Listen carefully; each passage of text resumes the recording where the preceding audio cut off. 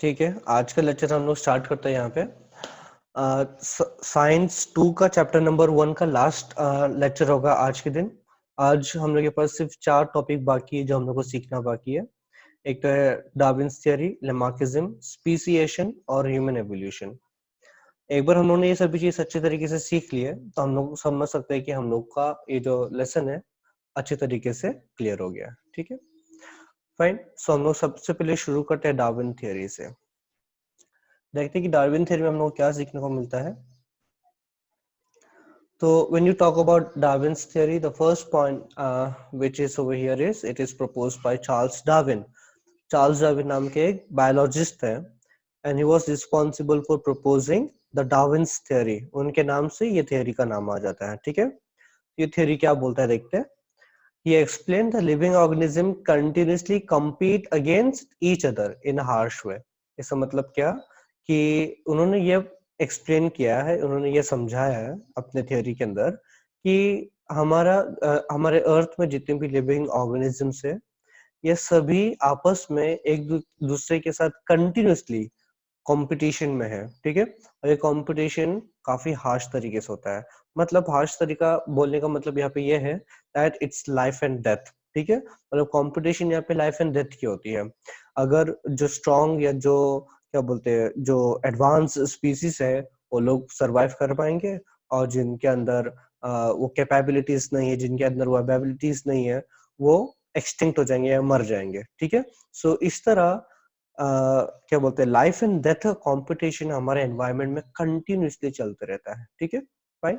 अब इस फाइट को जीतने के लिए क्या इंपॉर्टेंट है? Continuously modification and improvement of the body. Correct, बराबर।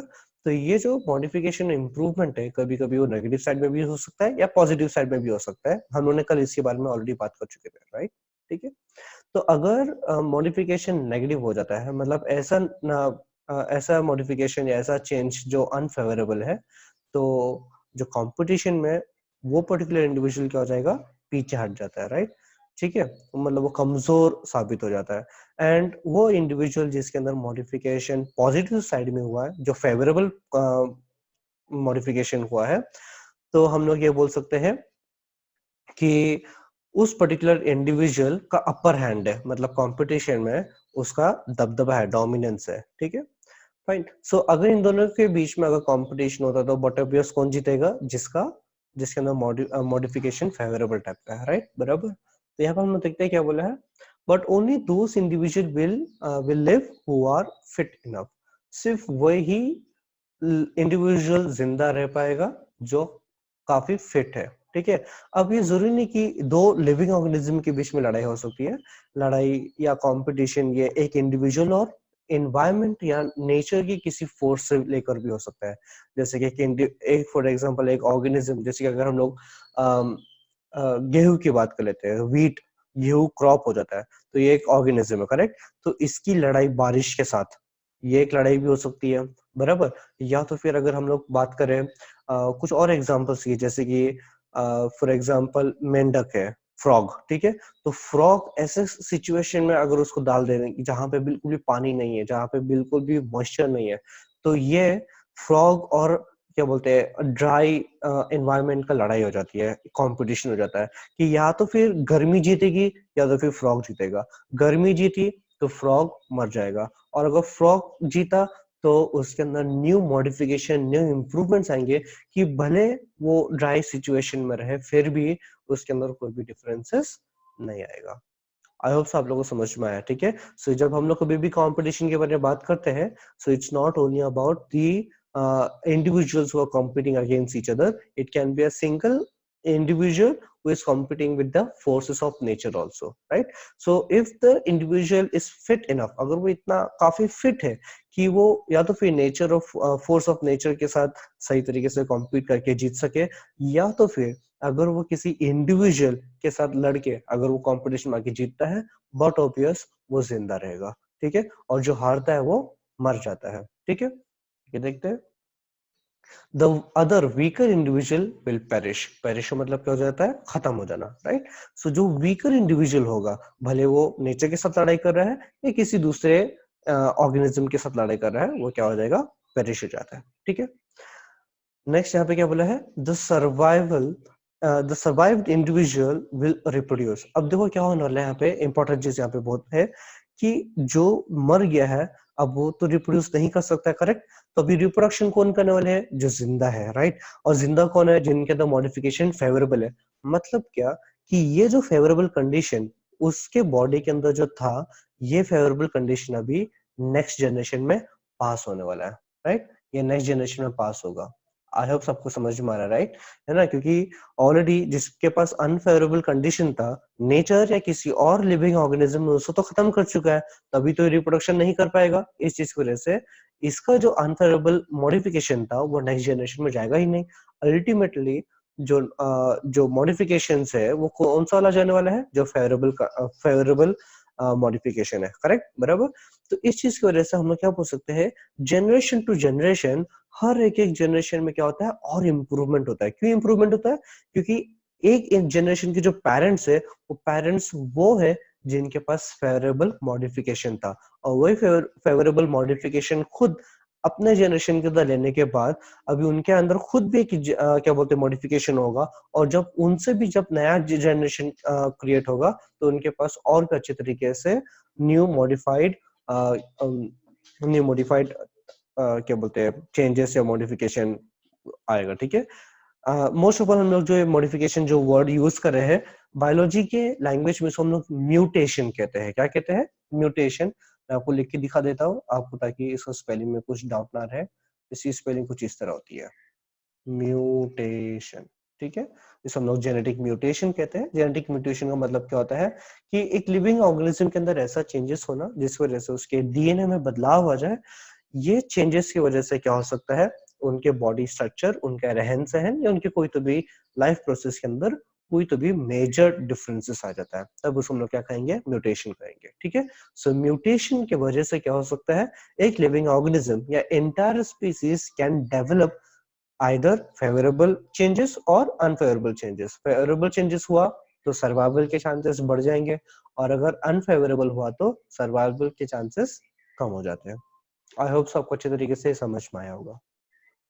अगर आपको कुछ भी डाउट है तो आप लोग चैट बॉक्स में डाल सकते हैं, तो मैं राइट अवे क्लियर कर दूंगा सब, ठीक है। आगे देखते हैं अभी।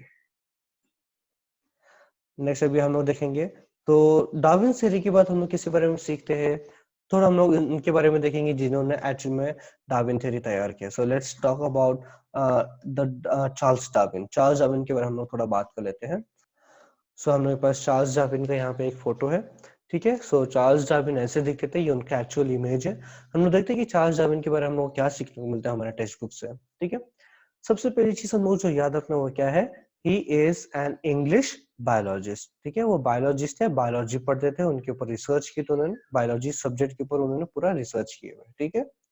क्या कर किया उन्होंने, ही collected innumerable specimens of different plants and animals.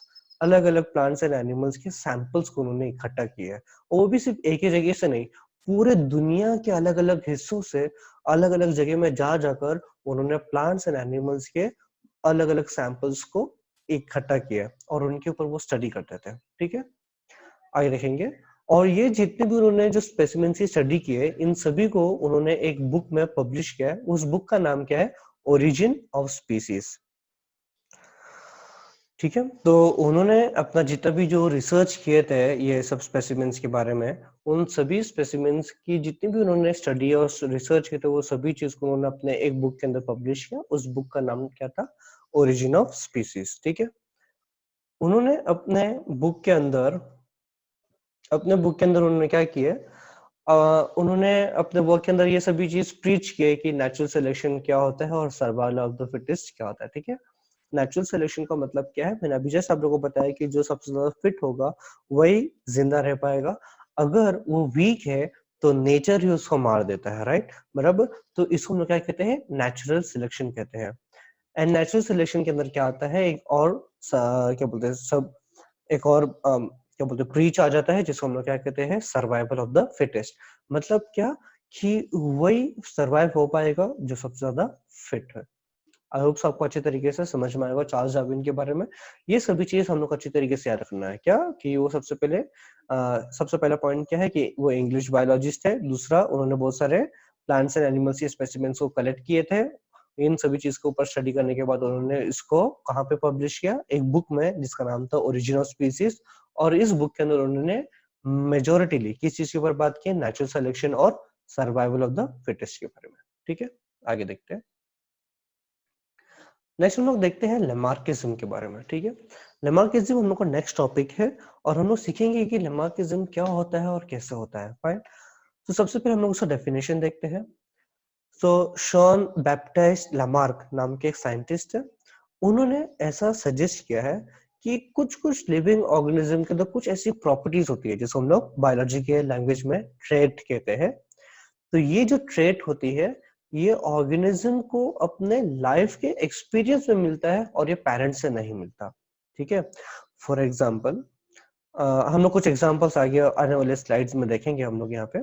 ठीक है, सो मतलब क्या, हर प्रॉपर्टी हम लोग हमारे पेरेंट्स से नहीं मिलती है। कुछ कुछ ऐसी प्रॉपर्टीज होती है जो हमें जो हमारा खुद की प्रॉपर्टी होती है, जो हमें खुद हमारे लाइफ के एक्सपीरियंस में मिलता है। तो ऐसे प्रॉपर्टीज को या ऐसे ट्राइट्स को हम लोग क्या कहते हैं, लेमार्क्स कहते हैं। क्या कहते हैं? लेमार्क कहते हैं, या तो फिर इसको हम लोग सॉफ्ट इनहेरिटेंस कहेंगे। क्या कहेंगे? Soft inheritance. ठीक है, आगे देखते हैं। ऑर्गेनिज्म टेंड टू मॉडिफाई और लूज फ्यू ट्रेट। देखिए ऑर्गेनिज्म क्या करते हैं, या तो फिर अपने कुछ ट्रेट को मॉडिफाई करेंगे या तो फिर कंप्लीटली खो देंगे। वो लोग ट्रेट को खो कभी देते हैं जब वो लोग यूज नहीं करते हैं। And such is passed on to the next generation as well.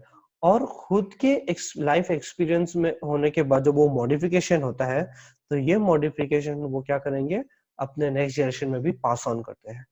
तो ये चीज किसने एक्सप्लेन किया था? लेमार्क ने एक्सप्लेन किया था, और इस फिनोमेनन को हम लोग क्या कहते हैं? लेमार्किज्म कहते हैं। ठीक है, अब मैं आप लोग का एक एग्जांपल देता हूँ। फॉर एग्जांपल अगर आप लोग अमीबा का एग्जांपल देख लेते हो तो वहां पे क्या होता है पता है? ठीक है, तो अमीबा के केस में क्या हो जाता है पता है कि अमीबा के पास आंखें नहीं होती है, राइट? उनके पास आंखें नहीं है, करेक्ट? ठीक है, तो इसकी वजह से उनको ये नहीं दिखता है कि कहाँ पे खाना है कहाँ पे नहीं है। तो जैसे जैसे अमीबा से हम लोग के पास और कॉम्प्लेक्स लाइफ फॉर्म्स बनते गए तो क्या हुआ, ऑर्गेनिजम्स के पास ऐसे ऑर्गन आने लगे जो आजू बाजू में क्या हो रहा है उस चीज को देख सकते हैं। अल्टीमेट हम लोग ये बोल सकते हैं कि उनके पास क्या आ गए, आंखें आ गए, करेक्ट, बराबर। तो ये कुछ ऐसी चीज है जो पॉजिटिवली मॉडिफाई हो चुका है। पॉजिटिवली मॉडिफाई मतलब क्या? ये फेवरेबल चेंजेस था। क्यों फेवरेबल चेंजेस था? क्योंकि क्यों फेवरेबल चेंजेस था? क्योंकि इस मॉडिफिकेशन की मदद से उस लिविंग ऑर्गेनिज्म को इस चीज का अंदाजा होगा कि उनके आजू बाजू में क्या है, उनको उनका खतरे का अंदाजा होगा, खाना किधर है वहां वो उस चीज का भी अंदाजा होगा। Because of these two points which are very important when it comes to survival, इसकी वजह से उनके जिंदा रहने के चांसेस बढ़ जाते हैं। आई होप सबको अच्छे तरीके से ये समझ में आया हो। ठीक है, उसी तरह अगर आप लोग लूज फ्यू ट्रेड्स के बारे में बात करेंगे तो हम लोग हमारे ह्यूमन बीइंग से एग्जांपल ले लेते हैं। हम सभी लोग को पता है कि अर्लियर अगर हम लोग हमारे एंसेस्टर्स को ट्रेस करते हैं तो हम लोग को ये पता चलता है कि हम इंसान पहले क्या थे, एप्स थे। हम लोग पहले बंदर थे, करेक्ट। और हम लोगों ने कल ही इसके बारे में बात की थी कि एप्स के पास क्या थी, पूंछ थी, टेल थी, करेक्ट। तो ये टेल आज के तारीख में हम लोग के पास नहीं है। उस वक्त में हम लोग के पास क्यों थी? क्योंकि उस वक्त में हम लोग कहाँ पे रहा करते थे, ट्रीज में, पेड़ों पे रहते थे। तो पेड़ों में रहने के लिए जब हम लोग एक ब्रांच से दूसरे ब्रांच में जंप करते थे या ब्रांच में ही चलते थे तो हम लोग को अपने बैलेंस को मेंटेन करना होता था। तो ये बैलेंस को मेंटेन करने के लिए ही हम लोग के पास उस वक्त में टेल प्रेजेंट थी। पर जब से हम लोगों ने अपने खुद के सिविलाइजेशन बनाना स्टार्ट किए, हम लोगों ने खुद के परमानेंट हाउस बनाना शुरू किए, और जब से हम लोगों ने अपना हैबिटेट जमीन पे बनाना शुरू किए तब से हम लोग पेड़ में रहना छोड़ दिया, करेक्ट। और क्योंकि अभी हम लोग पेड़ में रहते ही नहीं है तो हम लोग को हमारे पोस्टर को बैलेंस करने की इतनी जरूरत होती ही नहीं है, क्योंकि लैंड में हम लोग अच्छी तरीके से खड़े हो पाते हैं। इस चीज की वजह से धीरे धीरे वो पूछ छोटी छोटी छोटी होते होते गायब हो गई। क्यों? क्योंकि उसका कुछ भी हम लोग को जरूरत नहीं था, बराबर। तो इस चीज की वजह से हम लोग क्या बोल सकते हैं कि ये भी लाइफ का एक एक्सपीरियंस था जहाँ पे जो ह्यूमन बींग्स है उनको कोई भी क्या बोलते हैं, ह्यूमन बींग्स तो उनको अभी पेड़ में रहने की जरूरत नहीं थी। तो ये उनका लाइफ एक्सपीरियंस है, इस वजह से धीरे धीरे उनकी जो पूंछ है वो छोटी छोटी होती गई, और ये जो प्रॉपर्टी है वो नेक्स्ट नेक्स्ट जनरेशन में भी पास ऑन होते गया। और इसी वजह से आज की तारीख में हम लोग के पास तो बिल्कुल भी पूंछ या टेल नहीं है, ठीक है। तो इस तरह या तो फिर हम लोग हमारे बॉडी के अंदर कुछ नया चीज लेके आते हैं जो हमें जरूरत हो, या फिर हम लोग कुछ ऐसी चीजों को खो देते हैं जिसकी जरूरत हमें नहीं है, ठीक है। तो ये हो जाता है लेमार्किज्म का फेनोमेनन। आगे देखते हैं क्या है, ठीक है। नेक्स्ट वाला देखते हैं आगे। इसके अंदर भी हम लोग देखेंगे नेक्स्ट पॉइंट क्या है। This is also called as lazy inheritance of और सॉफ्ट इनहेरिटेंस। लेजी इनहेरिटेंस भी कहते हैं या तो फिर सॉफ्ट इनहेरिटेंस भी। अगर हम लोग किसी चीज को खो रहे हैं, अगर कोई ट्रेट को या कोई प्रॉपर्टी को हम लोग खो रहे हैं, तो ये क्या हो जाएगा, लेजी इनहेरिटेंस का एग्जाम्पल हो जाएगा। क्यों? क्योंकि अगर हमें वो यूज हो ही नहीं रहा है तो उसको हमारे पास रखने का कोई मतलब ही नहीं बनता है। Ultimately we become very lazy to take care of it, and therefore हम लोग उसको क्या कहेंगे, लेजी इनहेरिटेंस कहेंगे। दूसरी तरीके में अगर हम देखेंगे सॉफ्ट इनहेरिटेंस, तो सॉफ्ट इनहेरिटेंस हम लोग इसलिए कहते हैं क्योंकि हम लोग हमारे पेरेंट्स से उसको क्या बोलते हैं, इनहेरिट नहीं करते हैं, जबकि हम लोग खुद अपने लाइफ के एक्सपीरियंस से इसको बनाते हैं। इस चीज को रिसोर्स हम लोग क्या कहेंगे, सॉफ्ट इनहेरिटेंस कहते हैं, ठीक है। ताकि ये एक्सपीरियंसेस हमारे नेक्स्ट जनरेशन और अच्छी तरीके से हैंडल कर पाए। आगे देखते हैं। तो थोड़ा हम लोग हमारे साइंटिस्ट के बारे में बात कर लेते हैं जिन्होंने लेमार्किज्म के बारे में बताया हम लोग को। इनका नाम क्या था, शॉन बैप्टिस्ट लेमार्क, ठीक है।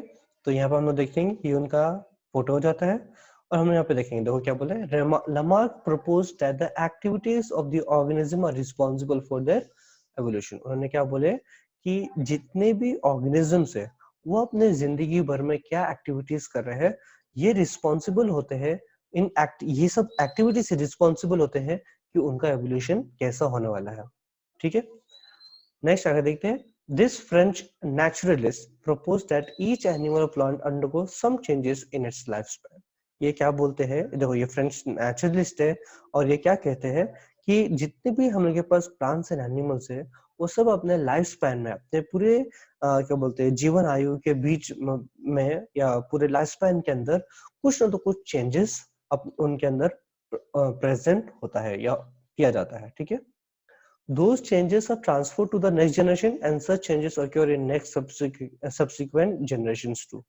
तो यहाँ पर क्या बोला गया है कि ये जो चेंजेस है, ये चेंजेस क्या बोलते हैं, नेक्स्ट जनरेशन में ट्रांसफर भी होता है, और नेक्स्ट जनरेशन में ट्रांसफर होने के वजह से क्या बोलते हैं, ये मॉडिफिकेशन और इंटेंस होते जाता है generation by generation.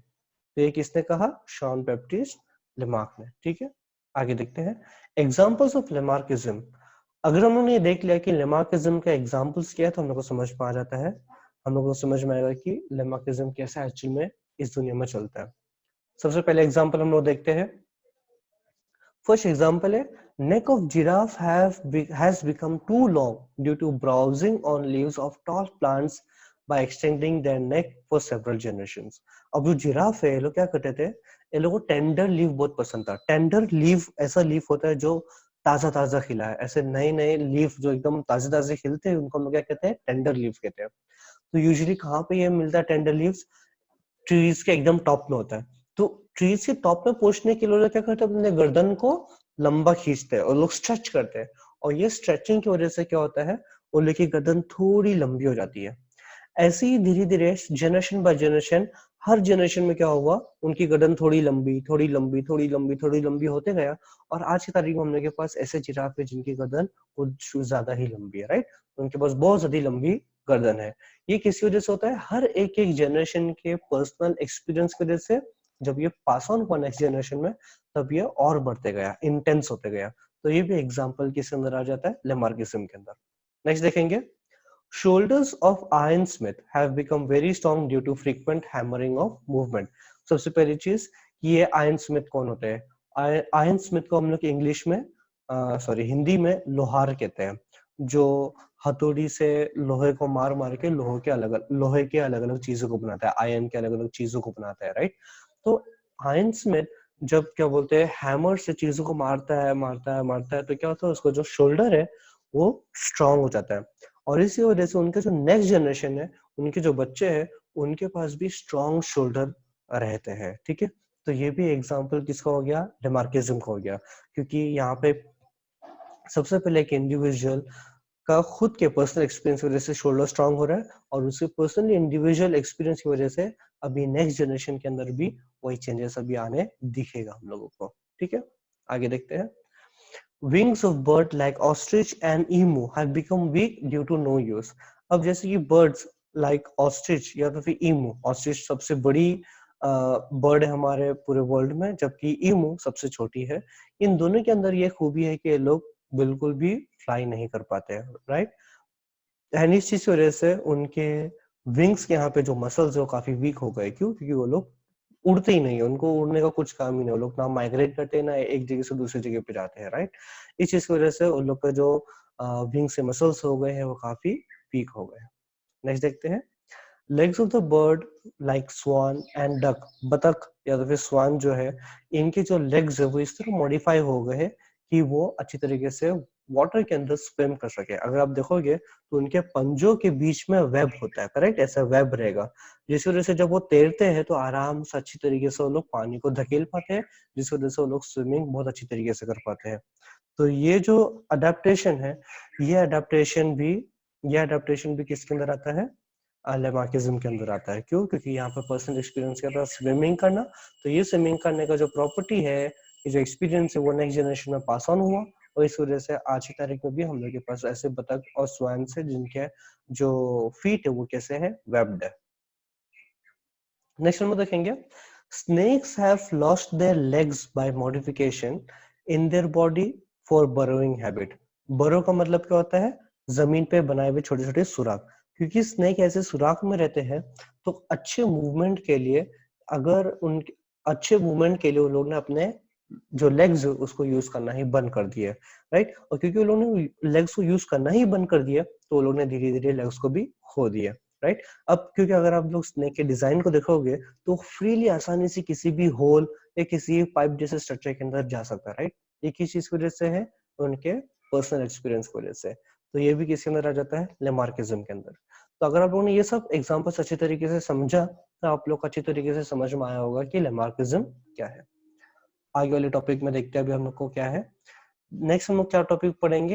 Human evolution. ठीक है, अब ह्यूमन एवोल्यूशन का मतलब क्या होता है? ये इंसान कैसे इवॉल्व हुआ है। अगर हम लोग देखते हैं तो इंसान का एवोल्यूशन सबसे पहले कुछ मिलियन इयर्स अगो हुआ था, जहां पे हम लोग एक छोटे से बंदर थे जिसको हम लोग लीमर कहते हैं। क्या कहते हैं? लीमर। मैं आपको स्पेलिंग लिख के दिखा देता हूँ। ठीक है, तो यहाँ पे मैं लिख के दे रहा हूँ लीमर। क्या है? लीमर। फाइन। सो लीमर बहुत छोटे छोटे बंदर जैसे थे, और उनमें धीरे धीरे मॉडिफिकेशन आते गया। ठीक है, तो ये जो लीमर थे ये कब ठीक है, तो ये जो हम लोग के पास लीमर है, ये जो लीमर है इन लोग ने कब से डोमिनेट होने लगे? जब से डायनासोर खत्म हुआ। जैसे डायनासोर खत्म हुए वैसे मैमल्स का बोलबाला चालू हो गया, रेप्टाइल्स का खत्म हो गया और वैसे ही मैमल्स का चालू हो गया। ठीक है, इनमें इन कई सारे मैमल्स में से लीमर एक मैमल था। ठीक है, तो ये चीज अभी हम लोग यहाँ पे देखेंगे कि किस तरह होने वाला है। ठीक है, तो ये जो लीमर है इनके अंदर बहुत सारे मॉडिफिकेशन होते गए, और धीरे धीरे आज की तारीख में हम लोग के पास हम लोग जो इंसान है वो बने हैं, राइट। ठीक है, तो यहाँ पर हम कुछ पॉइंट्स देखते हैं क्या दिया हुआ है यहाँ पे। Human evolution took a very long period of time. Human evolution को बहुत लंबा समय लगा है। ठीक है, मतलब हम लोग, मैंने ऑलरेडी आप लोगों को बोला कुछ मिलियन इयर्स अगो से ये सब प्रोसेस चलते आ रहा है। Over this period of time man have undergone several change to survive. इस दौरान इंसान बहुत सारे चेंजेस को गो थ्रू किया है ताकि हम सरवाइव कर सके। ठीक है, human evolution did not occur in linearity but was done through different pathways. ठीक है, तो जिस तरह हम लोग अभी एक चार्ट देखेंगे तो उसमें कैसे एक लीनियर एक स्ट्रेट लाइन में कि पहले ऐसा हुआ फिर ऐसा हुआ फिर ऐसा हुआ फिर ऐसा हुआ, ऐसा लाइन से चेंजेस नहीं हुआ है। ये बहुत सारे अलग अलग पाथवे में हुआ है। कोई अलग तरीके से मॉडिफाई हुआ तो कोई अलग तरीके से मॉडिफाई हुआ तो कोई अलग तरीके से मॉडिफाई हुआ, और ये सभी कलेक्टिव कलेक्टिव चेंजेस को अगर हम देखेंगे तो इससे हम लोगों का क्या हुआ? ह्यूमन का एवोल्यूशन हुआ है। ठीक है, ऐसा नहीं हुआ कि सब एक साथ चेंज हुए फिर वापस सब एक साथ चेंज हुआ, स्टेप बाय स्टेप ऐसा हो रहा है। ऐसा बिल्कुल भी एवोल्यूशन नहीं हुआ था। एवोल्यूशन कैसे हुआ था? एकदम रैंडमली कोई भी कैसे भी चेंज हो रहा था, और कलेक्टिवली क्या हुआ? इसको हम लोग क्या कहते हैं? Human evolution. आगे देखते हैं हम लोग क्या सीखने को मिलता है। नेक्स्ट जो हम लोग के पास जो टॉपिक है वो क्या है कि ह्यूमन एवोल्यूशन किस तरह हुआ है। तो अगर आप लोग सबसे अर्ली मैन देखेंगे तो ये देखो आपको यहाँ पे डायग्राम दिख रहा है, ये डायग्राम किसका है, द लीमर्स का है। किसका है, लीमर का। और लीमर से अगर आप देखोगे तो कैसे आगे, अगर आप देखोगे नेक्स्ट स्टेप में तो कैसे ह्यूमन बींग्स के अंदर क्या आ रहा है, चेंजेस आ रहा है, करेक्ट। तो अगर यहाँ पर अगर आप रीढ़ की हड्डी का भी पोस्चर दिखाओ तो यहाँ पे बेंट है, इधर भी बेंड है, यहाँ पे भी बेंड है, यहाँ से थोड़ा सा इरेक्ट होने लगा, बट अगर स्टिल आप शोल्डर वाले साइड में देखो तो यहाँ पे बेंड है, यहाँ पे भी अगर आप देखो तो थोड़ा बेंड है, बट यहाँ पे ये क्या है, एकदम अपराइट है, ये भी एकदम अपराइट है, ये भी एकदम अपराइट है, करेक्ट, ठीक है। तो यहाँ पे हम लोग के पास साल भी दिया हुआ है कि कितने साल पहले यहाँ पे सभी चेंजेस हुआ, राइट। तो यहाँ पे आप देखोगे तो ओवर 7 मिलियन ईयर्स अगो है, 4 मिलियन अगो, 2.5 मिलियन अगो, 1 मिलियन अगो, 40 lakh years ago, 20 20 lakh years ago, फिर 15 lakh years ago, and then यहाँ पे 1.5 lakh years ago, 50 years ago, ये सभी चीज हम लोग को यहाँ पे इतने सालों के में का डिफरेंसेस हुआ है, और इतने सालों में एक एक स्टेप क्या हुआ है, चेंज हुआ है। अगर हम लोग और भी आगे हम लोग देखते हैं तो लगभग 10 साल पहले हम लोग ने क्या बोलते हैं, हमारा जो हिस्ट्री वो चालू होता है, जहाँ पे इंसानों ने सिविलाइजेशन बनाना स्टार्ट किया, जहाँ पे लोगों ने एग्रीकल्चर स्टार्ट किए, और क्या बोलते हैं, घर, परमानेंट घर बनाना शुरू किया। लगभग 10,000 साल पहले से ये सब शुरू हुआ है। अगर हम लोग और आके देखते हैं तो लगभग चार चार 400 साल पहले से ही हम लोग ने ये भी चालू करने लगे हैं, साइंटिफिक साइंटिफिक एडवांसमेंट चालू होने लगा 400 साल पहले से ही। और अगर हम लोग 100 साल पहले देखेंगे तो 100 साल के अंदर ही हम लोगों ने बहुत ज्यादा साइंटिफिक एडवांसमेंट किया है। यहाँ तक हम लोगों ने स्पेस एक्सप्लोरेशन भी चालू कर दिया है, हम लोग अपने प्लैनेट्स को छोड़ के दूसरी जगह पे भी जाना शुरू कर दी है, राइट। तो ये सभी चीज बहुत लंबे अरसे में हुआ है, और ये सभी चीज इससे नजर आता है क्या बोलते हैं, इवोल्यूशन ऑफ ह्यूमन बीइंग के अंदर आ जाता है। आई होप सो आपको अच्छी तरीके से ये सब चीज समझ में आया हो, ठीक है। तो किसी को अगर कुछ डाउट या कंफ्यूजन है तो लोग मुझे पूछ सकते हैं, तो मैं आपके डाउट्स को क्लियर कर दूंगा। हम लोग का अभी भी एक टॉपिक बाकी है, स्पीसिएशन। फाइन। सो हम लोग इमेजिन करते हैं कि हम लोग के पास एक बुश है यहाँ पे, ठीक है। बुश का मतलब क्या होता है, झाड़ियाँ होती है, करेक्ट। तो हम लोग के पास बुश है, ठीक है। तो ये बुश अभी ना पूरा हरी भरी पत्तियों से भरा हुआ है, ठीक है। और इसके अंदर, और इसके ठीक अंदर यहाँ पे क्या प्रेजेंट है, हम लोग के पास कुछ कीड़े प्रेजेंट है जिसको हम लोग बीटल्स कहते हैं। क्या कहते हैं, बीटल्स कहते हैं। और बीटल्स का कलर क्या होता है, यूजुअली रेड कलर का होता है। कौन सा कलर का होगा, रेड। तो हम लोग के पास यहाँ पे बीटल्स है जिनका कलर यहाँ पे कौन सा कलर का है, रेड कलर का है। तो यहाँ पे कुछ स्पॉट्स बना रहा हूँ। तो ये स्पॉट्स क्या करता है, इन बीटल्स को रिप्रेजेंट कर रहा है, ठीक है। इनके अंदर कुछ कीड़े हैं जो कौन से कलर के हैं, रेड कलर के हैं, और ये ग्रीन कलर के बुश के ऊपर बैठे हुए हैं, ठीक है। तो लोग यहाँ पे रहते हैं, इनका घर है, यहाँ पे पत्ती वत्तियाँ खाते हैं, लोग बड़े होते हैं, रिप्रोडक्शन करते हैं और पॉपुलेशन बढ़ाते हैं, इस तरह वो लोग सब यहाँ पे प्रेजेंट है, राइट, ठीक है। तो इस तरह हम लोग क्या समझ सकते हैं कि यहाँ पे हम लोग के पास एक बुश है और यहाँ पे बहुत सारे हम लोग के पास बीटल्स है, राइट। अब क्या होगा पता है, इमेजिन करो कि हम लोग के पास यहाँ पे एक एक क्रो है, कौवा है, ठीक है। सामने के पास यहाँ पे कौवा है जो इसके ऊपर से उड़ता है, यहाँ पे बुश के आजू बाजू में से उड़ रहा है, ठीक है। तो अभी आप लोग मुझे बताओ, क्या कौवे को ये बीटल्स अच्छी तरीके से दिख पाएंगे? हाँ, दिख पाएंगे। क्यों? क्योंकि आप लोग ग्रीन कलर के ऊपर अगर रेड कलर दिखोगे तो रेड कलर एकदम उठ के दिखता है, राइट, एकदम क्लियरली दिखता है। इस चीज की वजह से यहाँ पे क्या होगा पता है कि यहाँ पे यहाँ पे जो क्रो है वो क्रो अक्सर घूमते रहेगा अपने खाने की तलाश में, और क्या करते रहेगा, एक एक बीटल को उठा उठा के खाते रहेगा, करेक्ट। और यहाँ पे क्रो इस जगह को छोड़ेगा भी नहीं। क्यों? क्योंकि यहाँ पे उसको क्या मिलता है, आसान शिकार मिल रहा है, राइट। काफी आसानी से ये जो क्रो है वो क्या कर रहा है, उसको अपना क्या खाना मिल रहा है, करेक्ट। सबको समझा अच्छे तरीके से, ठीक है। उसको अच्छा तरीके से खाना मिल रहा है, इसकी वजह से वो इस जगह को छोड़ेगा नहीं, करेक्ट। आगे देखते हैं। इस चीज की वजह से अभी यहाँ पे क्या हो रहा है, रेड बीटल्स के जो नंबर्स है वो धीरे धीरे कम होते जा रहे हैं, एंड उनको बहुत ज्यादा स्ट्रगल करना पड़ रहा है जिंदा रहने के लिए, बराबर। जिंदा रहने के लिए भी उनको बहुत ज्यादा स्ट्रगल करने की जरूरत पड़ रही है, ठीक है। अब रैंडमली एक ऐसा बीटल यहाँ पे पैदा हो जाता है रैंडमली, ठीक है, जीन के कुछ मॉडिफिकेशन की वजह से या कुछ ऐसे अल्टरेशन की वजह से, जिसकी वजह से उनके उसके बॉडी के अंदर जो कलर है रेड के जगह पे क्या होगा, ग्रीन अभी होगा। तभी हम लोग के पास क्या बोल रहे हैं हम लोग कि हम लोग के पास बहुत सारे रेड बीटल्स है और साथ में एक ऐसा बीटल है जो ग्रीन है। अब मुझे ये बताओ, क्या जो क्रो है जो ऊपर आसमान से उड़ रहा है, क्या वो ग्रीन पत्तों के ऊपर ग्रीन बीटल को बैठते हुए देख सकता है क्या? नहीं देख सकता है, करेक्ट। अल्टीमेटली क्या होगा पता है कि ये जो क्रो है एक एक करके किसको खत्म करते जाएगा, सभी रेड बीटल को खत्म करेगा। तो एक बीटल ये खत्म हो जाएगा, फिर इसको खा लेगा, फिर इसको खा लेगा। क्या हो रहा है यहाँ पे जो रेड बीटल है उसकी पॉपुलेशन कम होती जा रही है, करेक्ट, बराबर। बट यहाँ पे ग्रीन वाला क्या है, सेफ है।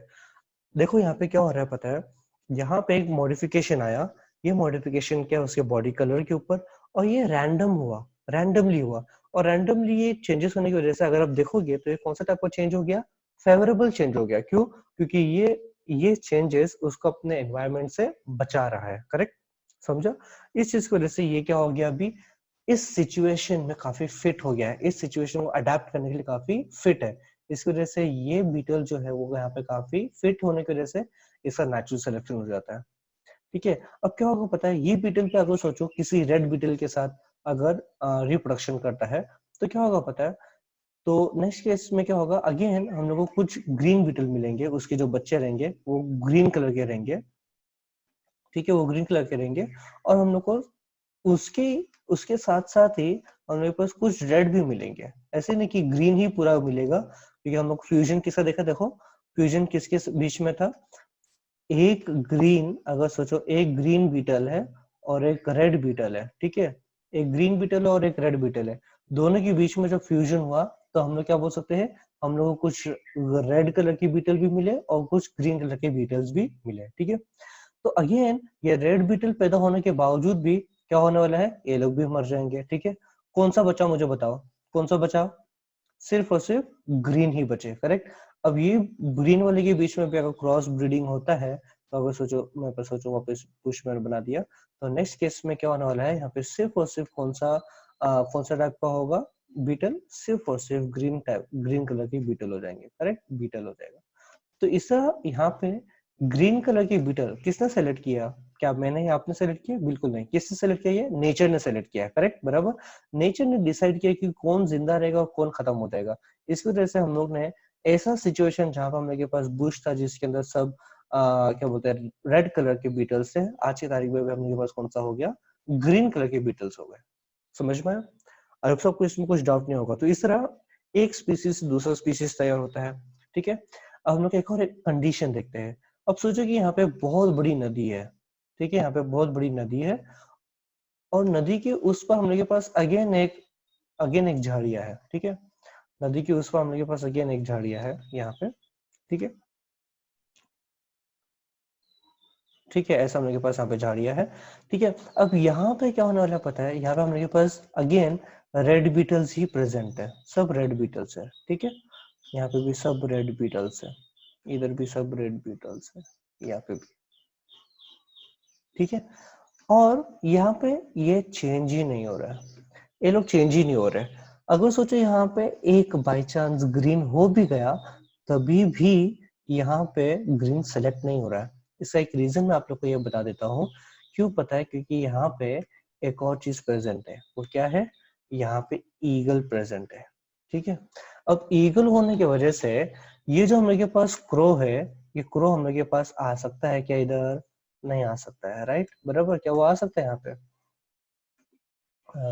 एक मिनट, क्या हम लोग बोल सकते हैं कि ये जो क्रो है यहाँ पे आ सकता है, बिल्कुल भी नहीं आ सकता है। क्यों नहीं आ सकता है ये, क्योंकि अगर ये क्रो अगर ईगल के पास आए तो ईगल इस क्रो को खा लेगा।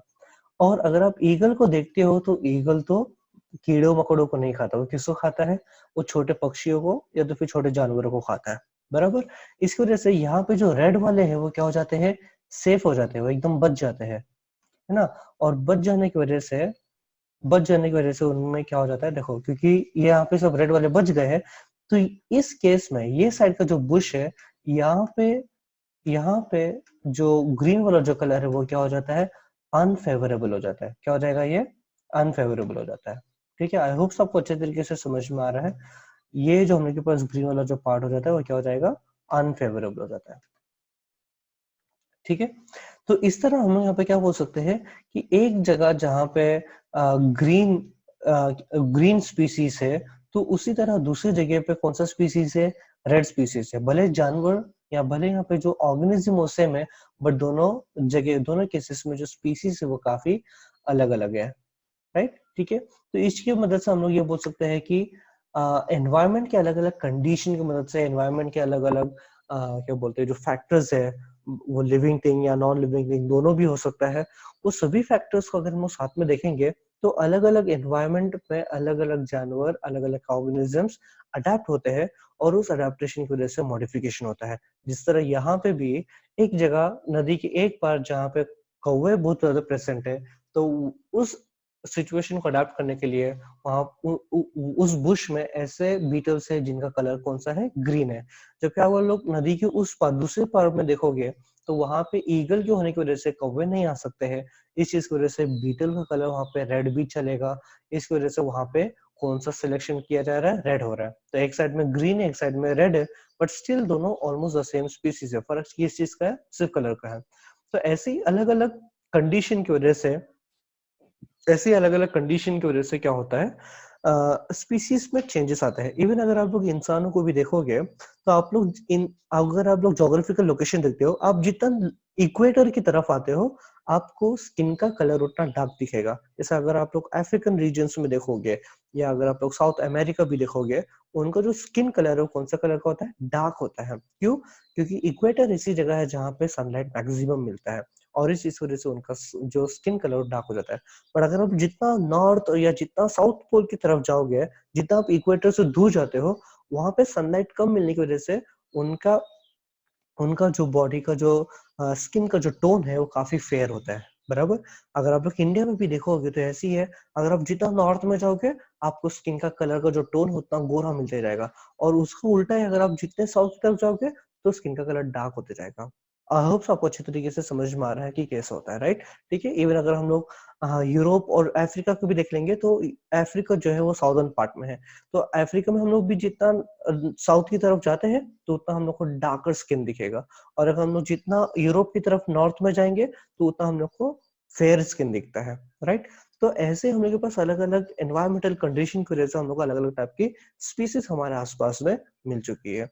ये जो फिनोमेना जो आपको मैंने अभी जस्ट सिखाया इसको हम लोग क्या कहते हैं? स्पीसिएशन कहते हैं, जहाँ पे अलग अलग एनवायरमेंटल कंडीशन की मदद से एक ही स्पीसीज की अलग अलग वैरायटी प्रेजेंट होती है। आई होप सबको अच्छी तरीके से समझ में आया हो।